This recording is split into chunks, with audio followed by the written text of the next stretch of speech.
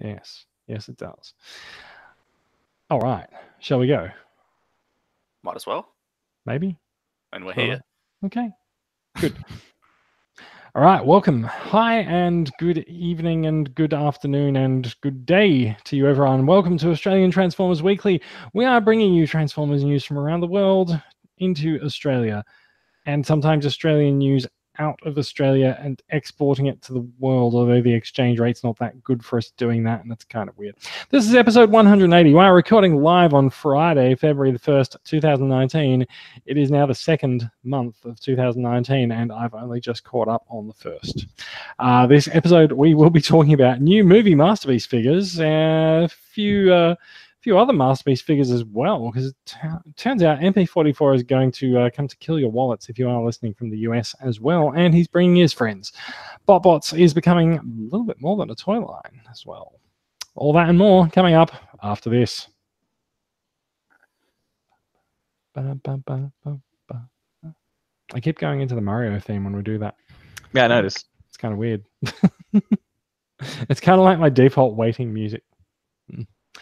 Okay, I'm going to scroll down the run sheet so that it's in the right spot. And right, hello and welcome to the show. This is episode 180. I am Jason. Joining me this week, we have Ash coming to us from Tasmania. You have been recently announced as one of the few places in Australia that is not getting 5G from Optus. How do you feel about that? No, it's okay. Tasmania's busy burning down anyway, so why give 5G to the state that's burning away? It's fine. It's quite true. Coming to us from Adelaide in South Australia. Max, how are you doing? Yeah, I'm doing pretty alright. Thank you. Yourself? I'm doing. I don't know. He's doing. Yeah. I'm doing. He's in the grand process of existing. Yes, I am. A noble pursuit if there were any other. Look, despite the high cost of living, it still remains popular. Is a thing that I believe I should probably say at this point. Well, especially if you're in Sydney. Yes, actually, I will just point out I'm actually really happy tonight, as opposed to last week. Last week when I was sitting here doing the podcast, I even had a little USB powered fan. Like, just check it. It's actually a fan with a USB plug attached to it to power it. Does it belt out enough air to actually keep you cool in any way, shape, or form? Look, I was not cool, but that has nothing to do with the temperature of the fan. Like, it's okay. But this week, Sydney had this thing go through last week that they called the yesterday, that they called the Southerly Buster. And what? People were almost blown over at train stations and blown off bicycles as the thing rolled through town. Today, it was a much more comfortable 25 degrees, and as I walked home from dinner tonight, I was cold. So we've gone. Did you get busted by the Buster? I did. It was quite thrilling. It's my thrill for the week. Why do weather effects get such hilarious names? We get all these ridiculous, like Hurricane Irma and all this other stuff, and then you get the Southerly Buster. It sounds like something you get at a restaurant. The Southerly Buster. It's a cool change. It was a cool change. Front that apparently abused people on bicycles. Yes, no, absolutely. It was a cold front that stalked people on bicycles as they rode from Sutherland Shire into Sydney. But no, look, it was it's made Sydney quite comfortable, and I hope it continues for the weekend, because I feel like it was just a couple of weeks ago that all of us were sitting here on Friday nights going, oh God, it's stinking hot. We can't deal with it. And tonight's quite comfortable, quite easy to deal with. It's a good feeling. It's a good feeling to finally be in temperatures that are not making parts of your body stick to other parts of your body. Yeah. Look, it's nice to have a temperature that doesn't make my Transformers melt. It's nice to not be physically in pain to go outside. Absolutely. Right. So look, that covers off what's been going on for the week. I don't really know much of what else has been happening, but I think we should probably get into some Transformers news. What do you guys think? Fantabulous. I'm always good for that. Now, look, wait, I need to figure out what I need to push here now. I need to actually present this to everyone. There we go. And while I'm doing that, I also need to turn off the stupid bookmark bar. There we go. That's far more presentable. Now you can see. Now you can see the TFW 2005 branding without my stupid browser being near it. First up, we don't often talk about comics news on the show, and we. No. Look, generally, Max and I are pretty happy to talk about comics news, and we tend to leave everyone else in our dust when we do so. This is not necessarily a comic story, but IDW has announced that they're taking some selected Transformers packaging art that they previously released a book called Legacy, which featured a lot of Transformers packaging. And so they're taking selected parts of that and they're releasing them as lithographs for I think it's coming out at about $40, and it should be coming pretty soon to a comic store near you. So you can grab all these lithographs and you can frame them and you can put them up on your wall. So like there's a lot of adoration in the Transformers community for the artwork that used to be on the back of all of our Transformers boxes. They don't quite do the same thing these days. Like we do have artwork on the boxes, but it's a little bit different, maybe a little bit more generic. But maybe it's just us remembering our childhood. But oh my goodness, the example we've got up here, it's got some of the G1 box art plus the 1990 Action Masters package back. This is aggressively G1. This is aggressively, awkwardly G1 in the most fantastic way. It's I'm basically Ultraman, Optimus Prime with hands that look like a human's hands with like knuckles drawn on. And not only that, but you always have to make sure that you have your faction symbol on the back of your fist. So I guess so if you backhand Megatron, they know who's talking to them. It's just the thing I love about this artwork is actually the extreme forced perspective of it. Yes. But this is some of the earliest box art that we're looking at here, and so there was a much more this is before the cartoon existed as well, and so like they didn't have anything to go off. This is pretty much them trying to make sort of a giant animated version of the toy. This was literally drawing is based off the toy. I mean, you can see in the classic Optimus Prime kind of artwork is obviously they have his forearms have the massive wheel arches chopped out of them, and the fact that his hands look like those weird organic human hands is again based off the original toy with the weirdly organic looking human hands that popped into his headlights. I feel like Transformers all have weirdly organic looking human hands. Yeah, I think a lot of that sort of discrepancy just comes from the very up in the air and ill-defined nature of the early days of the franchise, so it's just still sorting out who exactly was what. Yeah, and how they'd appear in a fiction versus the toys. It's that very, very interesting case of this is a one-to-one representation of let's take the toy and draw it with more detail to create the artwork, which movie executives are terrified of. If they do that, this is what their film will look like, and this is why the 2007 film was so different, is because they thought that this is the Optimus Prime that they'd get if they went too close to the toys. They flew too close to the sun. Now, I have to say, I seem to recall that about a year ago, sometime in the last year on the podcast, we were talking about some kind of a pack, or maybe it was something that someone posted in one of the discussion threads. I'm pretty sure that I've seen a dress-up kit that has gloves like this and the gun, because the gun very famously does not look like Prime's gun at all as the toy. It's this little pistol that looks like a shrunk down version of a Panzer Shrek, because it's just got the big sort of tubular end. It's basically Secret Agent Prime. Yeah, which is fantastic in its own right, to be honest. It is. Now, so I'm pretty sure that I've seen this as a kit of some kind. It might have even been something that was given out in a show bag. That would pretty much hit the budget point directly on the head. I know, right? Like, toy gun and a glove. What more can you want? I still got to say, there's not enough love being given to a Sunstreaker behind Optimus Prime, effectively doing the worm in space while blasting his shoulder cannons, while Prowl appears to explode behind him. Yeah, isn't Prowl just being like shot out of the sky? But that's okay, because we all know Prowl is a bit of a prick, right? Yeah, but I mean, he's also flying when he has no right to fly, obviously, getting shot. Well, look, they can all fly in the box art, and isn't that the greatest thing about imagination? Can we give some attention while we are looking at this artwork? Can we give some attention to the Action Masters packaging back? Oh, you mean Helicopter Bumblebee in all of his glory? Yeah, so this is Hero Bumblebee. Yes. I think Remember the old Atari back game? as a Flame Toys kit now. Yes. It's out of all things to be resurrected. You should also never imagine that. also notable for Megatron converting his arm cannon exactly as is into a Regular laser gun. into regular gun. He's just attached, Regular gun. he's just attached the 3.5 mil post onto it. It looks ever so slightly unwieldy.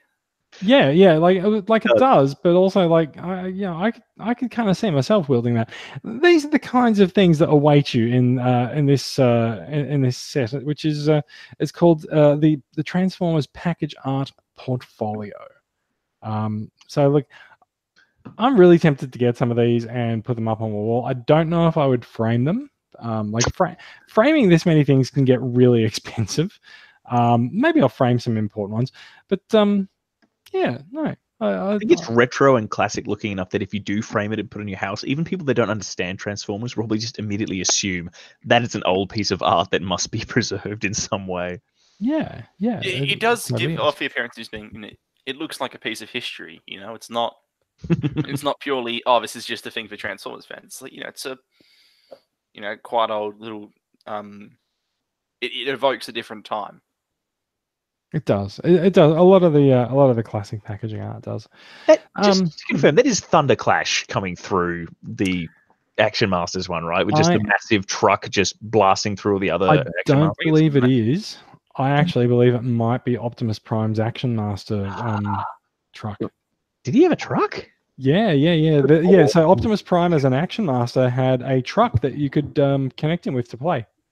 So what? He drove a truck. Yeah, he drove a truck. Optimus Prime drove a truck. Yeah. Okay. Nothing. There's nothing wrong with that. What do you got against truck drivers? Nothing wrong against him. Just say it's a bit odd. It's like a human climbing inside of another human to pilot it. No, but so the thing, right? As Action Masters, they tended to give the figures something that was vaguely reminiscent of their old alt mode, because like Prowl had the police bike, Ah, yes, and Bumblebee had a helicopter, of course. Well, it makes him into a bee. He flies, right? They weren't all hits. No, yes. they weren't all hits. You're right. Indeed, I have pulled up the Action Masters Armored Convoy, which is Optimus Prime with his truck accessory. Absolutely, incredible. Just in case Prime is not truck enough for you, you could buy an Optimus Prime that drives a truck. I mean, I find that exceptionally strange because it is coming from obviously the realm of Transformers. The dude who turns into a truck no longer turns into a truck. He is a dude who drives a truck. Yeah. But all the components are still there. Just the transformation isn't. Yeah. Anyway, moving on. It allowed them to make some very cheap action figures. Yeah. So at this point, I need to ask Max, Ash, what's your take on Action Masters? Yay or nay? Are they allowed in the franchise? I don't care. I love them for only one reason, and that was just the ridiculous ad that they had, remember? Was that the one with the transforming kid's head? The transforming kid's head was in all of them, but it was the one where Optimus Prime goes, "Who will give up the power to transform to become stronger, faster, more alive?" More alive. That's what he did. And then, it demonstrated that you no longer transform, but you could punch Decepticons in the fast way harder. But oh no, the Decepticons have that technology too. It's just, look, the Transformers over the course of their I was reading Transformers Historia during the week. It's like a 12 million year written history. They've got such an unfortunate track record of simultaneous invention. Whenever one faction gets some technology, the other one does as well. Like it's shocking. It is. Precisely. Now, I've actually linked the ad. We have to share this with people later, but it is literally the words are stronger, faster, more alive. I've quoted it verbatim. That's not me. Look, are you sure it's not a Daft Punk song? No. I mean, it could very well be. How are you going to prove it's not? Look, if you're going to like combine Transformers with a music act, surely it'll be Daft Punk, right? Yeah. There you go. Yeah. There you go. But yes, stronger, faster, more alive. Fair enough. And I think that might be the episode title as well. We'll see whether or not Brad realizes this conversation took place when he edits it.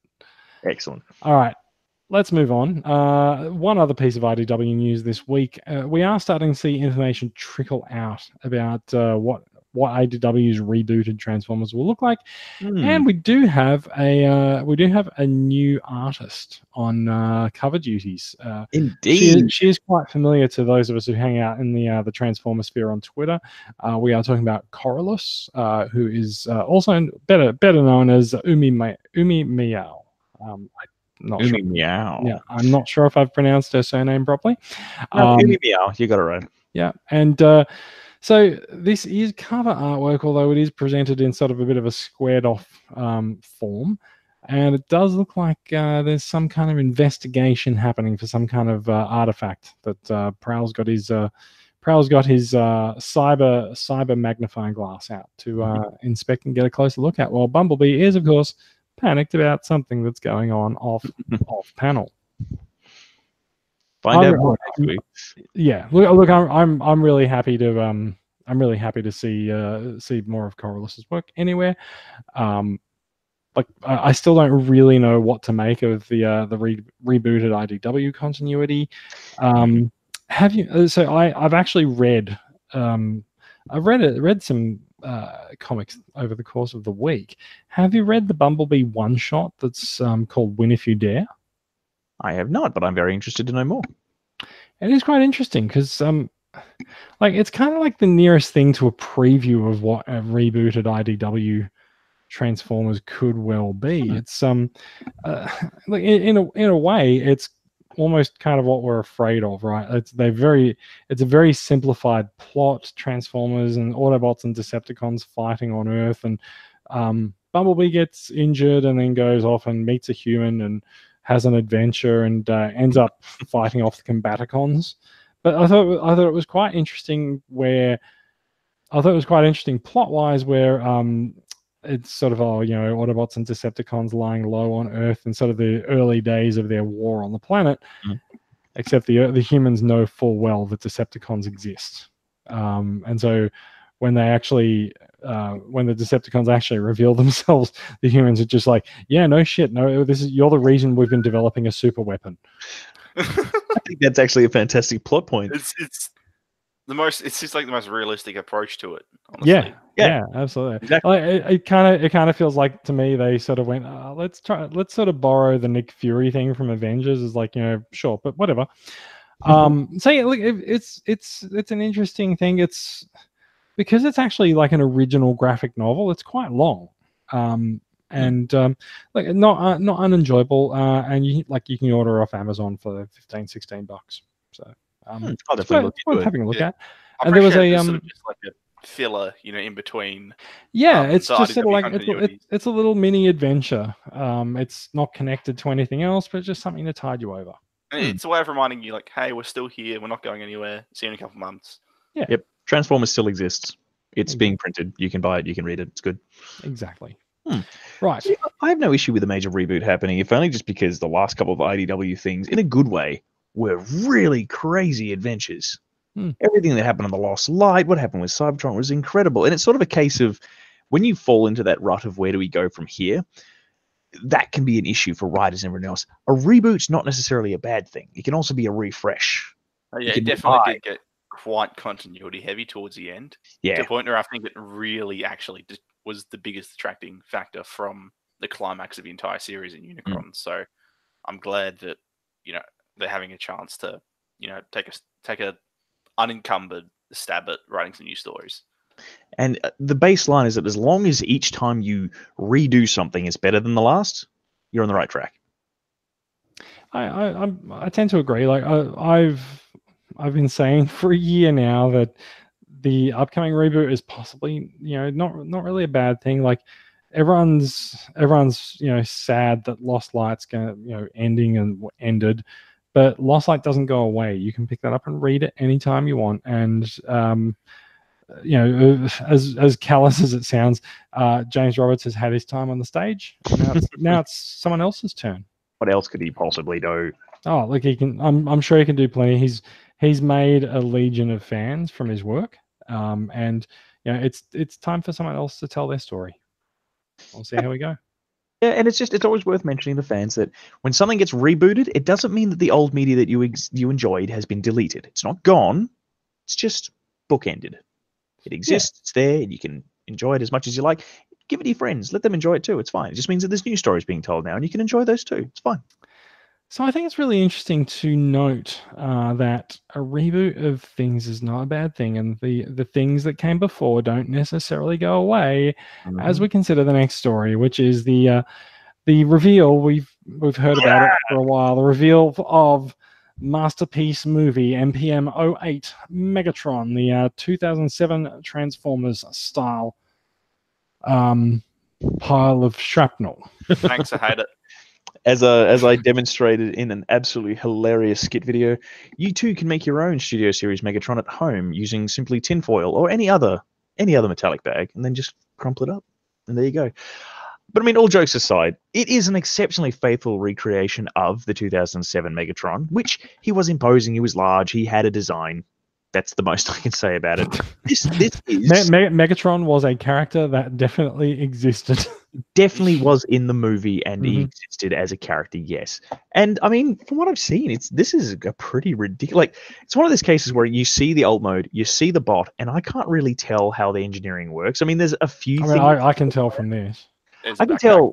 like yeah, looking at that from that to that, like I can see that images that now make me feel like a real fool.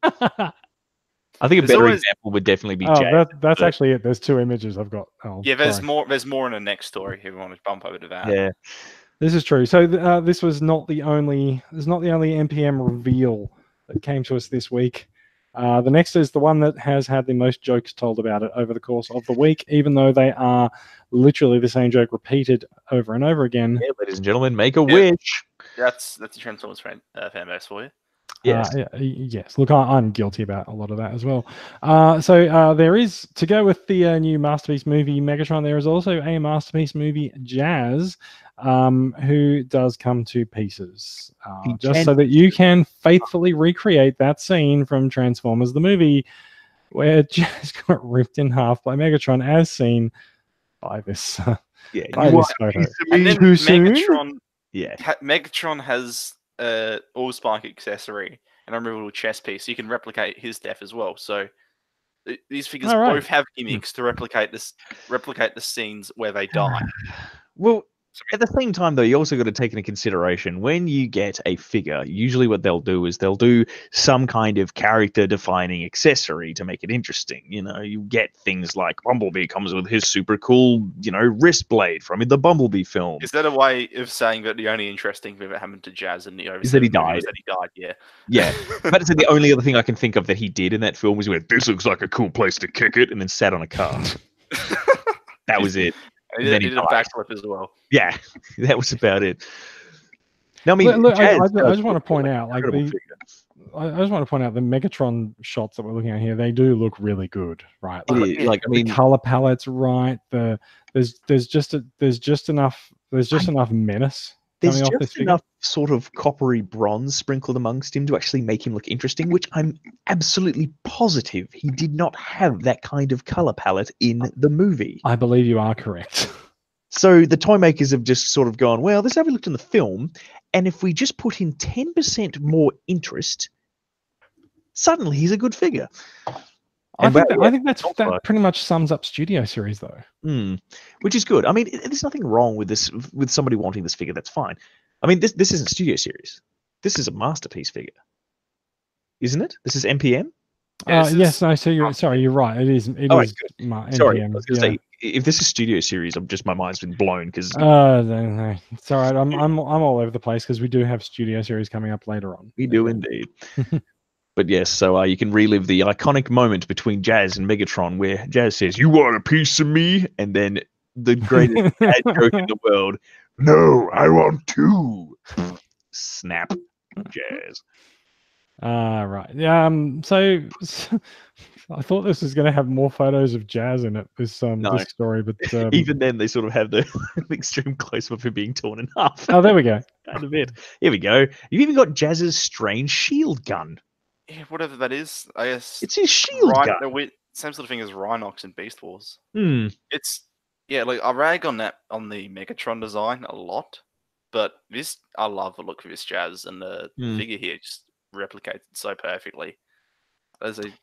This is possibly one of the most.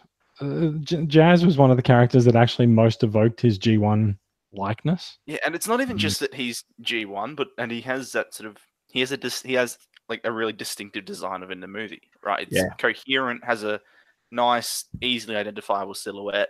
He moves differently to the rest of the characters, so it makes him really distinct amongst the rest of the cast.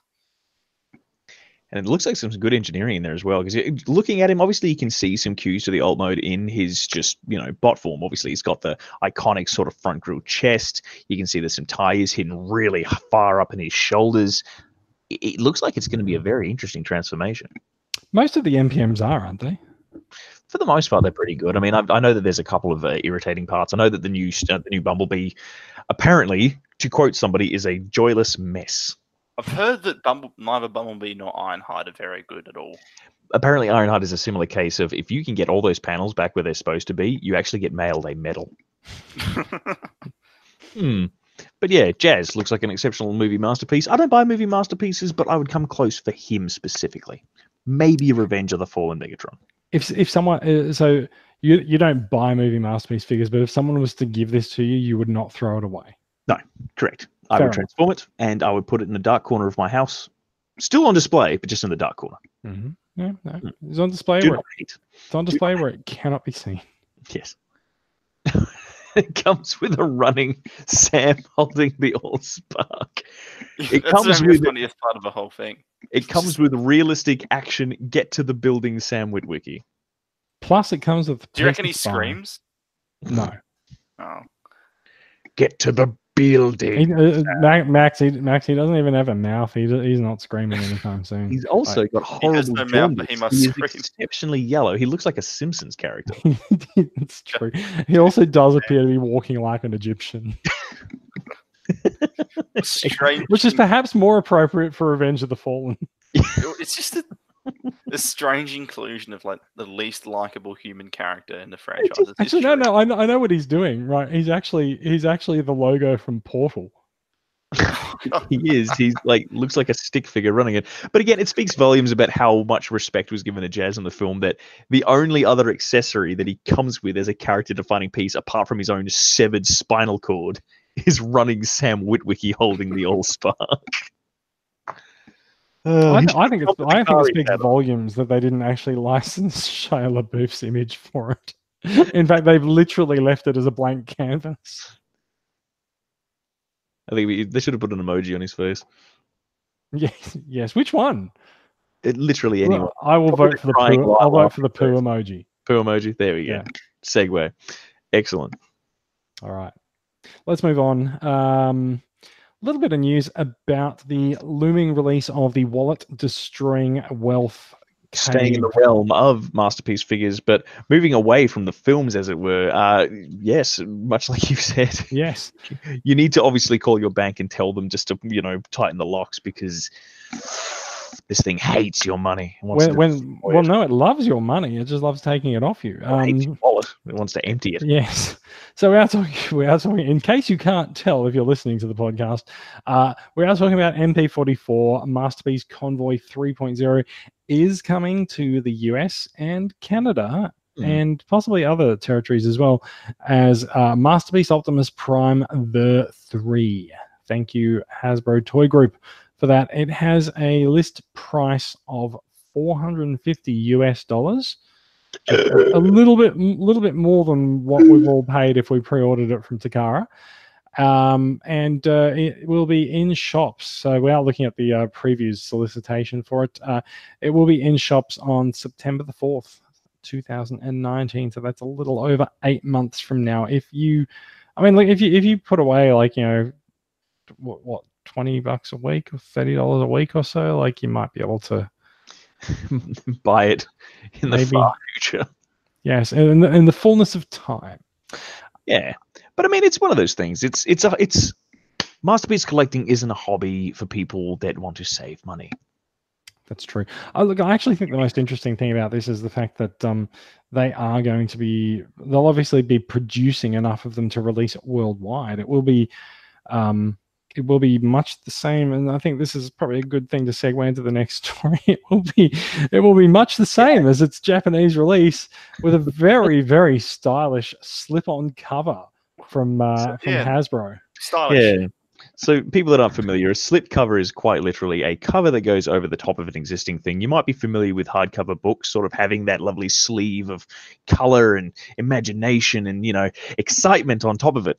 However, for some particular reason, when it comes to the Takara Tomy, this is the Western release, Hasbro has managed to blow out all the black ink in their printing presses by creating what is effectively a box that is entirely black with white writing, that has in big letters what the MP is, and then just some little text just saying, yes, this is an authentic product as you would find in Japan.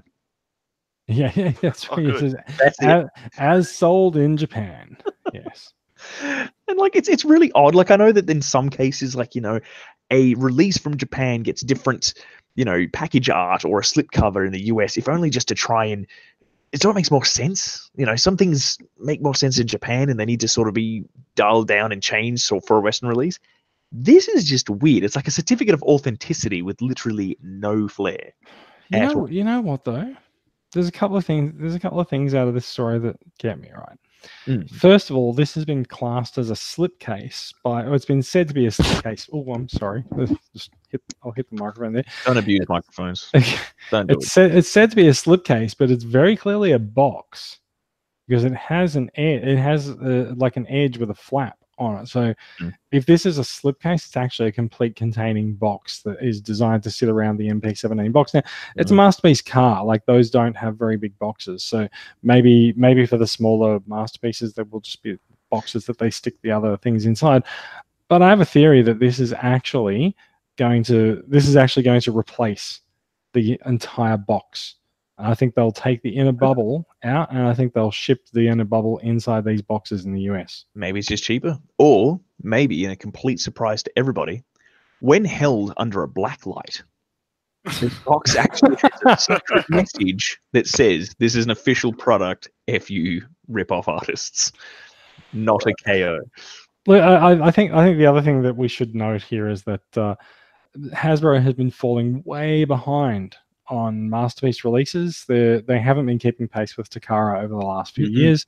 I think they fell behind somewhere around. In fact, I think Prowl or Blue Streak or Silver Streak might have been one of the last releases that they actually Silver made. Streak, just based off my own purchasing habits. And so what they used to do is they used to repackage the figure. They used to put their own inner bubble. They used to create their own box art that still had a bit of Japanese text on it.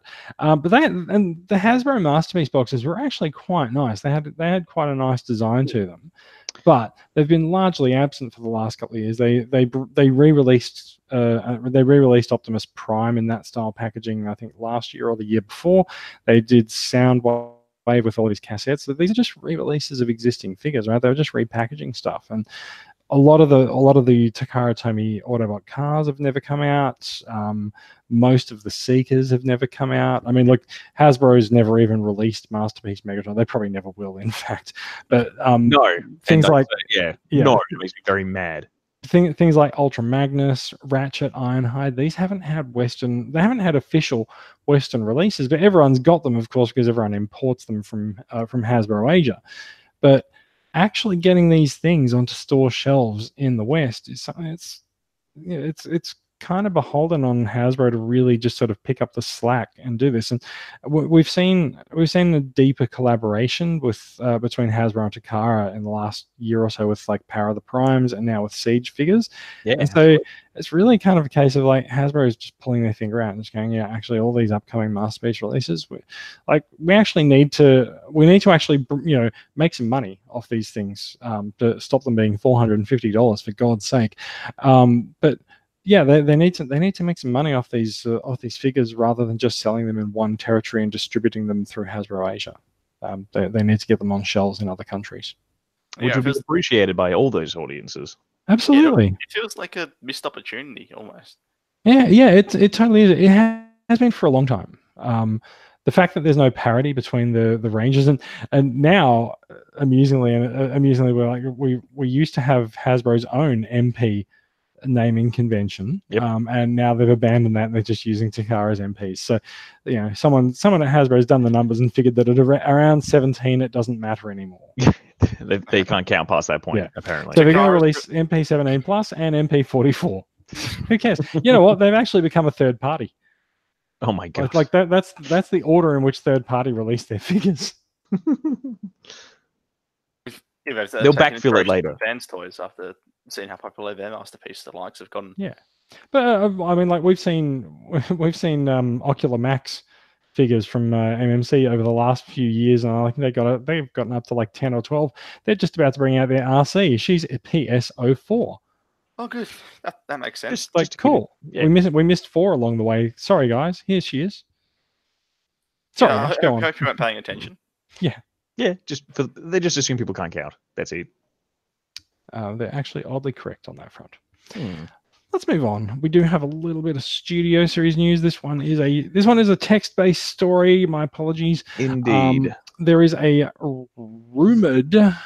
rumored listing of Studio Series Wave 7 and Wave 8, which now that we put it in is proven to be fake according to the update on the page. So forget that. We'll just get Brad to remove that story. Some people do get upset because some of the Studio Series leaks were referencing figures like the Fallen, for example, which a lot of people kind of want and they missed, and he's such a unique design, all the rest of it. So just because people who like the films like the things that are interesting in the films, and I mean, I suppose so. We're going to drop this anyway. Something that's interesting doesn't necessarily mean it's good. I'll just put it that way. So yeah. So let me just go back to here. Let me just close that. Plus, here, Soundwave from the films. Yes, I would take a Studio Series of him because he was kind of cool and mean looking. He looks scary, dude. He does. He looks honestly like he has like vampire teeth. It was cool. All right, I'm just going to do another link so that we can link this up. And this probably won't end up edited on the video anyway, but at least it'll be right on the audio. If you're watching the video right now, this is the secret word: trousers. I thought it was penguins. Oh, trousers in penguins. No, penguin trousers. Penguin trousers. There we go. So we do have a little bit of Studio Series news to talk about as well. There is a new Studio Series 39. It is, and the reason I have left this story in tonight is that I want to ask, how do you pronounce the name of this character? Because Cogman. Cogman. So I would, before the movie, I would say Cogman, but now that I've seen the movie, Cogman? Yeah. Now that I've seen the movie, I feel like it's disrespectful to Anthony Hopkins if I don't say Cogman. Yeah, correct. Anthony Hopkins died for us to use the phrase Cogman. Okay, exactly. It's true. Yes. Hannibal Lecter died so that Cogman can live. I'm having a Cogman for dinner. But what does it taste like? Obviously, clockwork parts. I had no problem with the idea of a steampunk transformer that was like a man, but I don't know where him turning into a car came from. Yes. So, as pointed out earlier before the show began, Ash, you're puzzled by this release. Yeah, I'm puzzled because I know for a fact that this Studio Series is just the deluxe that was released earlier, just with better paint apps. Haven't they done this before in Studio Series though? I don't know. I honestly could have missed it because Studio Series is so focused on movie figures. I could have completely missed this, but I was always under the impression that Studio Series was a slightly more engineered version of a movie character, and often slightly more screen accurate. I mean, fantastic example would be Voyager Brawl. Like, the dude looks like he does in the film, as Tank, as Bot. But this is literally the Cogman Deluxe that was released as part of The Last Night, but now in a Studio Series box. Except it wasn't that really released that well, was it? It wasn't really. It was released terribly. Do you know why I know it was released terribly? Because you were looking for it. My local reject shop has this on the shelf right now. Literally this figure at the reject shop. I could go there tomorrow and buy it. So if you look at the paint job of it, like, it's kind of obvious why it was rejected, right? Yes. I mean, let's be clear. It's a very, not a very well-painted figure.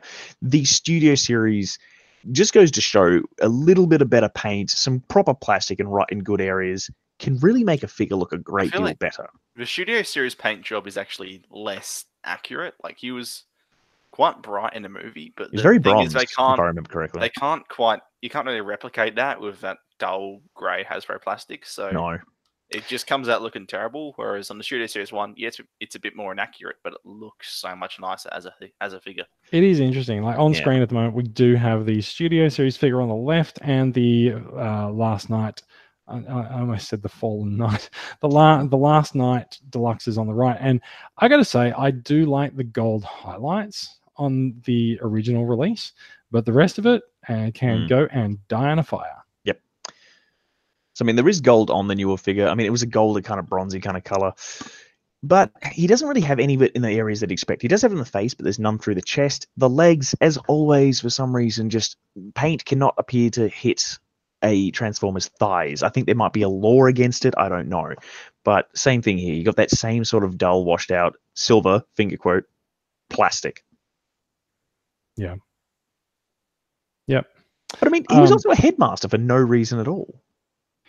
So is this version of the figure still a headmaster? Yes, it is. Probably. If you continue through the pictures, there is actually a picture of the headmaster sitting in the driver's seat of the car. Yeah, well, he's not for no reason at all. Like, they explicitly call him a headmaster in the movie. And, like, the way the toys were set up, it seemed like there was going to be a cut scene where he either hijacks Nigel Zeus's dead body or rips his head off and steals that, or combines with this body. One of those things, but it never eventuated. Stop talking about plot points that are interesting to me. It didn't even happen in a deleted scene. Yeah, I know. It's so like it didn't happen. Like it wasn't going to happen. Thing. Oh, yeah. All right.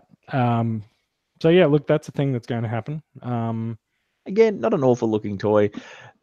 Curious as to why it has to become. Look, the thing is, for me, Studio Series are slightly more expensive on the shelf.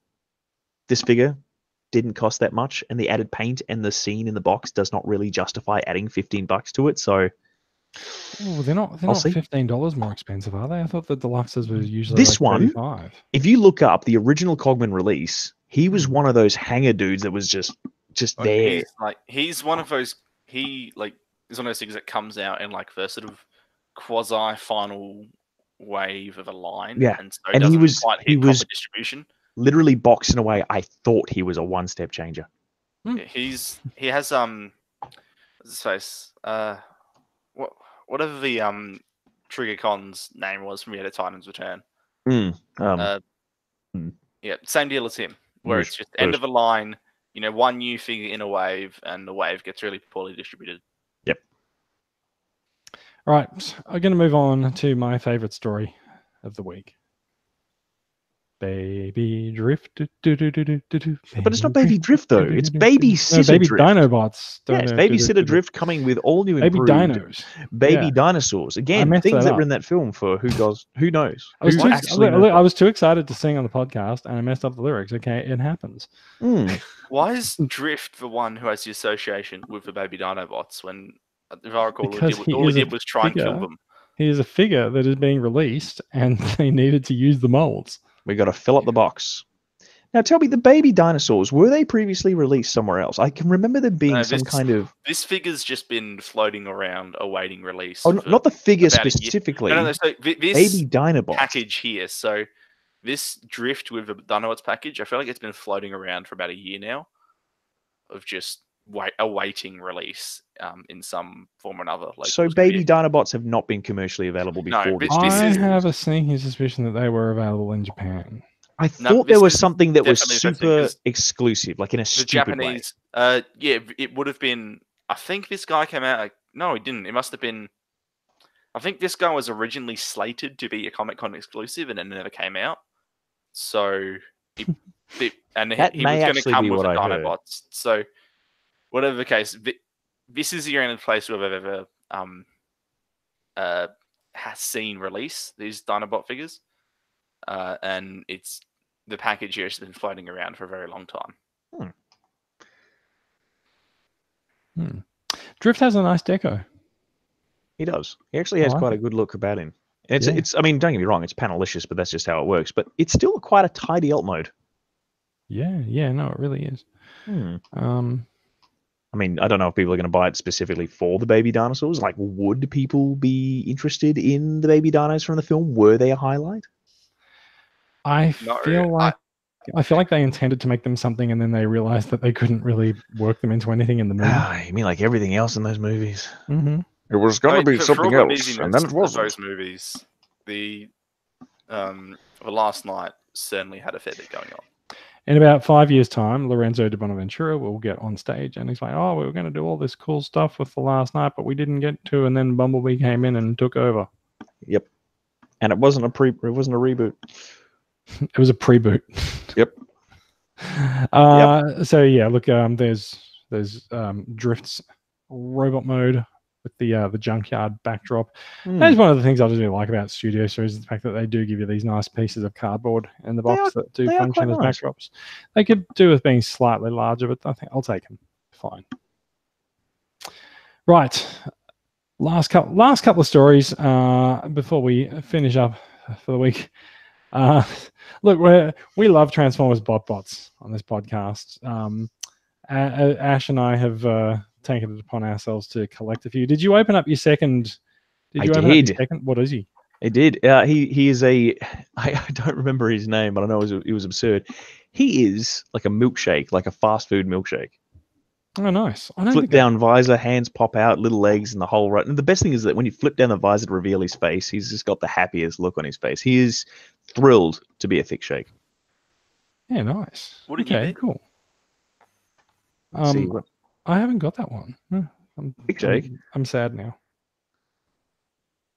Yeah, so I do not know his name off the top of my head, unfortunately. I'll have to find him because I know he's off in the corner somewhere. Yeah, I do have one that turns into a shake, but his face, like if I can just this, I don't know if this works. His face is anything but happy.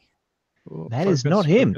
Very well. Well, in that case, you have laid down the gauntlet to me, Jason. Obviously, I have wireless headphones, so I can walk away from my computer, retrieve him from one of my many Detolfs, and return thusly. Now, obviously, for the people listening at home and not watching this, what is happening here is I'm actually holding this little fella up to the camera. Oh, nice. Yeah. And as you can see, this is one of those old-style paper cups, red stripes along, and a straw sticking out of it.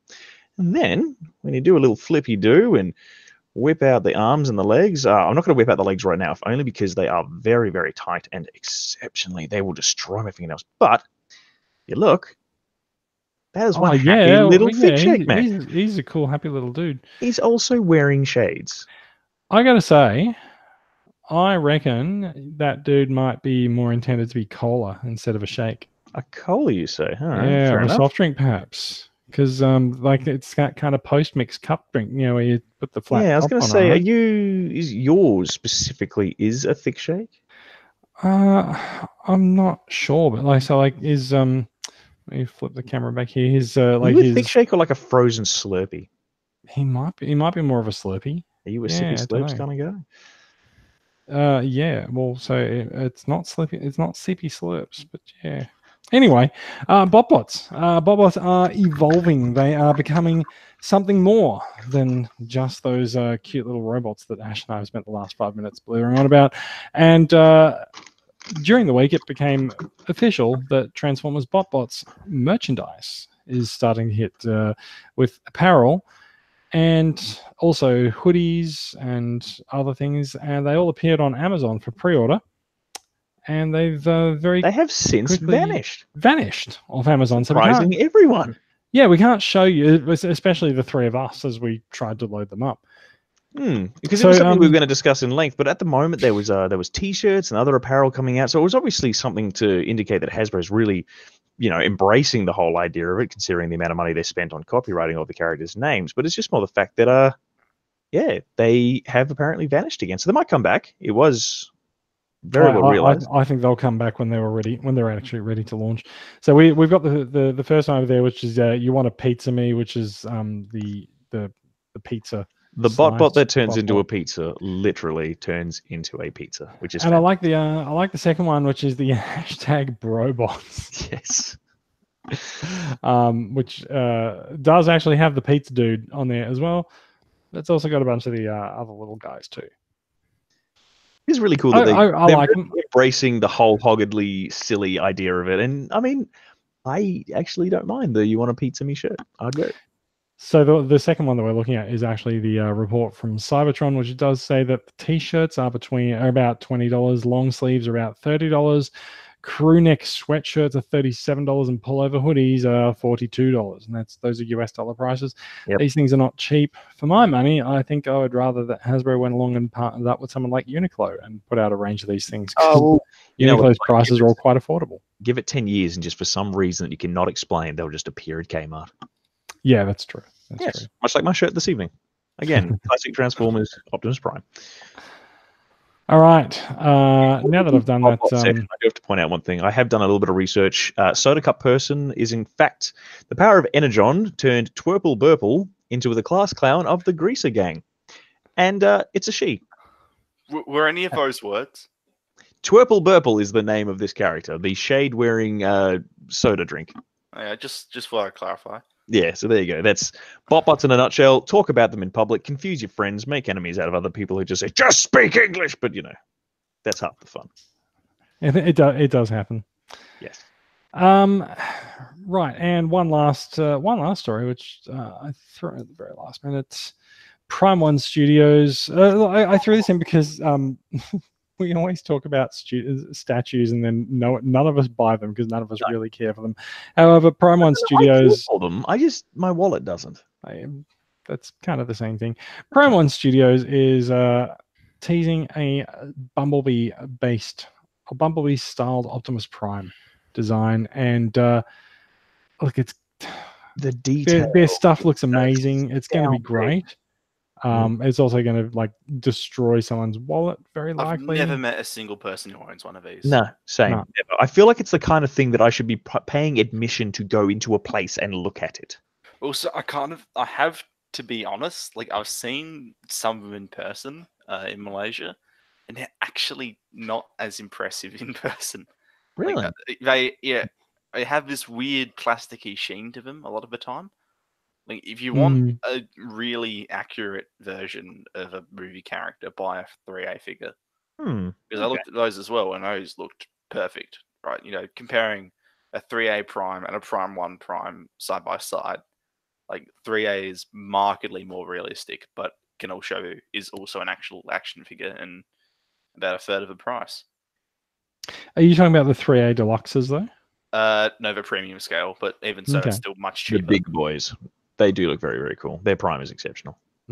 Very angular, still very cool. There's been a lot of shift in the market for high-end Transformers collectibles in the last few years. I mean, we even had Hot Toys get into it for a little while and then got out of it just as 3A came in. And we've seen Prime One Studio and Imaginarium. They're all doing things in that realm, and they continue to do them. So someone must be buying their stuff. We don't really know who, though. Anyway, this guy is coming, and I'm sure this is not the last we've seen of him. I'm absolutely positive I will spend at least 5 to 10 minutes ogling pictures of him on the internet with no intention to buy him, but at least I'll appreciate that he exists. I think that's probably the best course of action. We should ogle them together. Correct. Let's have an ogle party. It'll be fantastic. All right.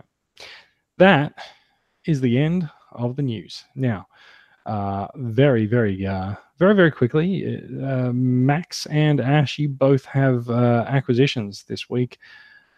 I'm going to go with you first, Max, because Ash has a Grail that he wants to talk about. So, yeah. I try not to take away time from Ash's Grail. There is MP44 on the way. That is 400. That's $500. Wow. I see what you're holding up. I decided I will have an MP Prime, but isn't that? It's not really for the MP shelf, but a Generation toy. I picked up their Stealth Bomber Megatron a while back. I'm looking up at him on the top of my shelf at the moment. Yeah, and that was a beautiful figure. And he actually came out after their first release of Prime. And so their Prime got quite expensive in the aftermarket. But then they did a pair of reruns of about 500 pieces each. One in Nemesis colors, and one in what they're calling hybrid colors, which is just slightly more IDW accurate. Nemesis colors? That's amazing. That is this guy right here. Now, I will say he's not quite at the same tier as Megatron. It's just the transformation, still getting used to it and learning it a bit, but it's not quite as fluid. And there are a few more pieces that don't tab in as well. But that's like going from a 10 out of 10 to a 9 out of 10. This thing is Yeah. phenomenal in every way. Perfect representation of, either my favorite or second favorite incarnation of Prime. It varies, but love the character, and this captures his likeness perfectly. It's got that nice angular look that is quite distinctive to IDW Prime. It's got his, sort of more rounded off shoulders and the gap in the chest there. So it really captures that likeness well. And the hybrid color version is just a bit more visually distinctive. So he's got a bit more silver on him, a bit more yellow. So it really pops in hand. And given its Generation toy, the build quality is like nothing else. I'm such a massive fan of Generation toy, and that does look exceptional. Oh god, yeah, this is only my third piece of theirs that I've owned, but I've never not been impressed. Just phenomenal stuff. Yeah, I started collecting the Constructicons, and just each one was just, everywhere you look, it's exactly as you'd imagined it to be. You don't see any corners cut, and that looks an exceptional piece. Yeah, and it can also, because of a slight design similarities, I'm basically treating him as a surrogate Bumblebee movie Prime for the time being. I can see that. Distinct visual stylings that sort of share between them, which is not a bad thing. It's a very good thing, in fact. Oh yeah, I love it. Yeah, honestly, can't recommend it enough. Especially if you're a fan of creative transformations, like this, because this guy has a few departures from traditional G1 style Optimus Primes, right? So, especially he pulls this fantastic trick with just nice little clever movement of mass with the back panels sort of swap positions with the arms, and the arms go behind and the back panels like pass over the top, and it's beautiful to do in hand. It fills out and uses the space of both modes really nicely. So how much did he set you back? This guy cost about 150. Really? That's that was off of for a figure like that. Yeah, that was off of Robo Toy Base, and including shipping. So like you might be able to find a cheaper. I think I saw him cheaper on eBay, but I'm not 100% sure. In any case, 150 I'd say is well worth it. Like, yeah, and personally, I find that $100 to $150 is pretty spot on for a really good masterpiece scale toy. Yeah, like a high quality third party figure, 150 is par for the course. And beautiful. Yep. This thing is as premium as it gets. Exceptional. Well, I'm really glad, because I have looked at that figure for a while, and I'm glad to see that it is every bit as good as it looks in pictures. I've been interested. Well, so I've got the Stealth Bomber. I've been interested in picking up his counterpart, but the Stealth Bomber was the more sort of iconic of the characters for me. Yeah, I think for me the Stealth Bomber was a bit more that uniqueness, and it's quite separated from other Megatron designs, so it made stood out to me a bit more. Whereas this is still very much just Optimus Prime, but as a companion piece, it fits right in. Yeah, he goes with him very well. Like I'm still tempted to get him just so that I can sort of sit them together. But yeah, for now, no. Megatron's lonely, Jason. He's very lonely. Megatron. So Megatron has all of his little Megatrons around him. His minions. Yes. I believe Ash has something of great importance to show us. Indeed. Okay. Well, for the people actually watching this online, if you are actually watching online, throughout this entire session, he's actually been within frame, in disguise, much like a robot in disguise. But I actually had a bit of a strange moment the other day when I was talking with my father, who I managed to chat about the other day when we were talking about RC.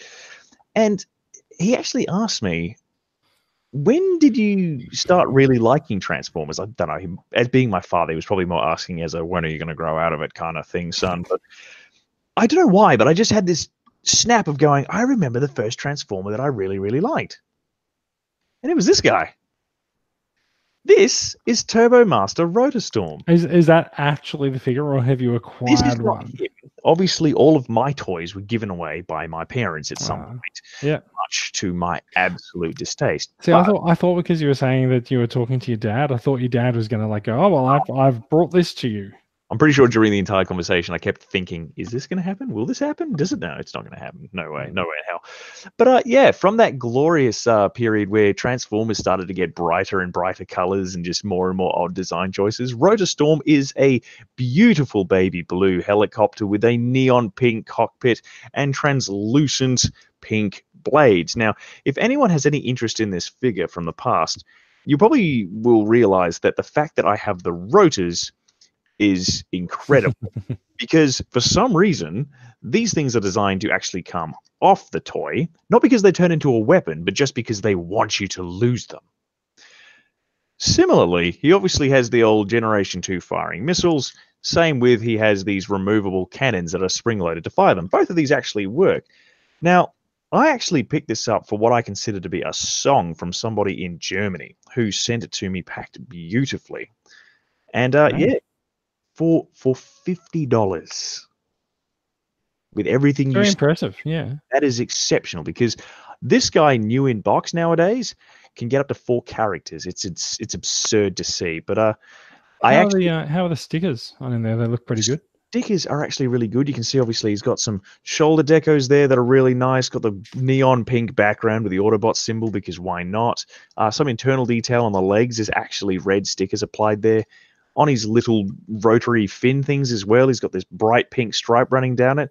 The only way I've seen on the stickers it's actually noticeable is he's got these green triangles on his forearms that have a little bit of lifting at the back of it. Mm-hmm. But he's exceptional. He's stiff in all the right places. He holds together well. His gimmick, which is just he has a button that flips down his guns, works perfectly. Both the guns fire. I have 2 missiles, which is incredible and complete in every way. Some people actually go out of the way to modify this guy because he's a bit of a predecessor to what would eventually become sort of the standard level of articulation with arms that actually move with moving elbows, but he still suffers from the legs are actually, one piece that move together. But a lot of people will actually saw through that center section and suddenly he can walk. Yeah, I see. Yeah, in fact, I love this guy so much that I actually bought a junker version of him off a dude on Gumtree. $20, looks like it's been chewed by a dog. But I can transform that one as many times as I like and never worry about breaking the rotors. Yes, fair enough too. They yearn to break. Every time I touch this guy, that's all I can think about is just how much he wants to have those rotors snap. But yes, Generation 1 Turbo Master Rotor Storm. Neon pink, he's here, he's delicious, get used to it. Yeah, very nice. I do have one little acquisition. I realized I forgot to put in the run sheet. Let me just flip cameras around here. So after you were talking about how much you liked one of the Siege Battle Masters last week, I picked up Aimless at Hobbyco. Being that Hobbyco is someone who turns into a gun. Hey, yeah, Aimless, yes. Being that Hobbyco is still the only place in New South Wales to have Siege figures on sale, he cost more than he should have for a retail release. That a wonderful Hobbyco premium. Yep. That's the price of convenience, ladies and gentlemen. It's the Hobbyco tax. Picked him up. I'm pretty happy with him. He's good. That's pretty much all I got to say about him. The one thing I like about these sort of Siege Target Master dudes is that when they fold up into their gun mode, everything tucks away nicely and they become solid. I mean, if you squint, they still look like a person pretending to be a gun. I mean, they basically do look like a person pretending to be a gun, but yes. Yeah, at least everything snaps together and stays there. Plus, they come with the shooty wibblies. Yes, this guy does come with a couple of shooty wibbly things. I believe that's the scientific term. Scientific term at this point is that they are shooty wibblies or they're slashy wibblies. Either way, they're just cool effects to make your little gun have effects for shooting. It's cinematic. And interestingly enough, MP44's gun actually comes with a muzzle flare and a shot. So maybe we're seeing more of this. I feel like it's not a coincidence that it's turned up in Siege, just sort of as it's going to turn up in the Masterpiece line as well. Yeah. Guns as accessories, and now the guns themselves are getting accessories as well. You heard it here first. Yes. Accessories for the accessories. I think we're about done. Does anyone else have anything that we need to add in the Not particularly into the business of the week? It's not specifically an announcement, but I have actually planned to do my first ever review video. It's because I received something today. I'm not showcasing it now because I was originally going to showcase what I received today, but I've decided instead it might be worth doing a video. I will be releasing it entirely in the TCCA Facebook group, so people can look at it, laugh at it, and think whether or not it's worth doing. And from there, we'll see whether the future of me doing videos has any merit. Sounds good. Mm. I like it. Spoiler alert, it is not what you're expecting. I don't know what I'm expecting. It'll be me with no pants on. I mean, that's not a review. But you have no pants on at the moment. Correct. I mean, like, you're the sort of guy where it's going to be someone. If someone's going to make a review of no pants on, you'll be one of the less surprising people. Yeah. In fact, people would be shocked if I was wearing pants. So there you go. Yeah. All right. Let's bring things to a close then, shall we? If you are listening, if you've been listening live, watching live, thanks for sticking with us right to the end. You can find out more about these stories and more in the show notes posted on the Facebook page and the Podbean site. Get in touch with us. We love listener feedback. TransformersWeekly.podbean.com, at TransformersCCA on Twitter. And of course, the Facebook page is, of course, called Australian Transformers Weekly. And we are all in the Transformers Collectors Club Australia discussion group on Facebook. You can subscribe to us on iTunes, Pocket Casts, even YouTube, and more. I can't fathom watching podcasts on YouTube, but people do it. That's why we put the video on YouTube. We love all three of you. Yes. Including Brad. Australian Transformers Weekly is a production of Transformers Collectors Club Australia, as is Brad. TCCA is a registered club in Victoria run by volunteers who donate their time and money to make the club better for everyone. Our goal is to connect and unite Transformers fans around the country. We do it by engaging the collecting community and trying to bring everyone together and go out and meet them and engage with them. So we had a couple of meetups on Australia Day. We had one here in New South Wales and one in Melbourne as well. And that's what we like to do. We like to just keep things fresh, keep people getting out, meeting other people, and forming some friendships and relationships. You can find out more about joining the club, including some affordable yearly membership options to show your support at transformerscca.com. I don't know why upstairs in my house, where there is no one, just massively knocked a couple of things, but it was a knock for twice, which means I think there's an angry spirit upstairs. I should go and tend to them. That is all. Yeah, I'm gonna go check that. Until next week, join us, and you too can feel stronger, faster, more alive. That is it. That is it from us. That's it. Thank you. And yes, look, I feel more alive already. I'm going to go check out what that ghost is. We'll be back next week. Thanks. Bye-bye. Catch you later. You have a cat. I do have a cat. Surely it's the cat. Whenever something goes bang in my house. So that was actually like a distinct and my housemate is not home. So yeah, I don't know what it was. We'll find out. Someone in another apartment, maybe. Maybe it is the next door neighbor. I don't know. Could be. Ooh, Jake, before we go completely off, I'll show you what I picked up for $5. Surprising.